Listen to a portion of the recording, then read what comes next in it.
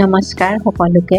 দেওবাৰ আজি দেওবাৰে কিবা এটা খাবলৈ মন যায় গধূলি, সেইকাৰণে মই ভাবিলোঁ পানীলাওৰে বলছ কেইটামান বনাম, লগতে কৰ্ণ কেইটামানো দিছোঁ।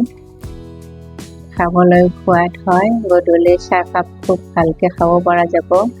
এয়া পানীলাওটো মই ৰুকি লৈছোঁ, গাজৰ এটা ৰুকি লৈছোঁ, পিঁয়াজ এটা লৈছোঁ।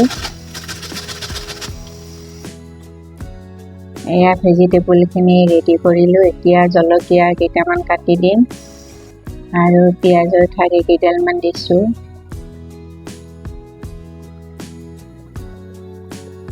এতিয়া মই কৰ্ণটো এনেকৈ বইল কৰি লৈছোঁ।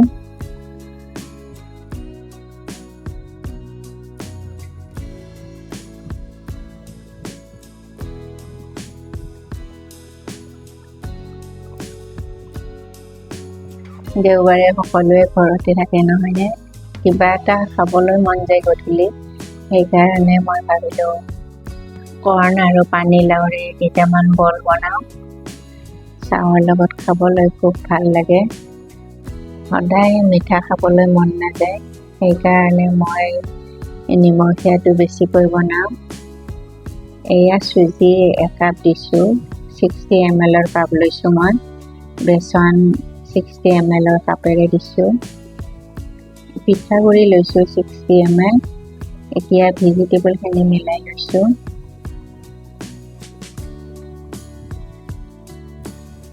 নিমখ অকণমান দিছোঁ। এয়া হালধিৰ গুড়ি, জিৰা গুড়ি, ধনিয়া গুড়ি, অকণমান ৰেড চিলি পাউডাৰ দিছোঁ।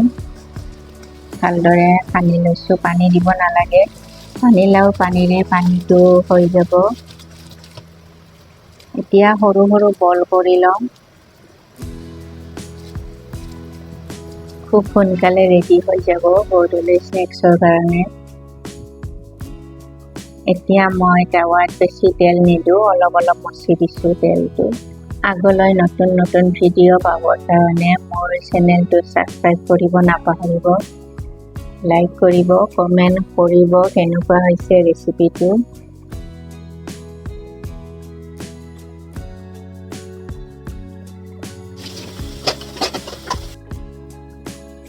ৰেডি হৈ গ'ল বলছ কেইটা।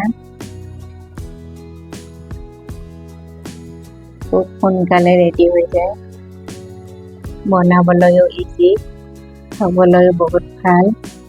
গধূলি চাহ কফিৰ কাৰণে নাস্তা ৰেডি হৈ গ'ল।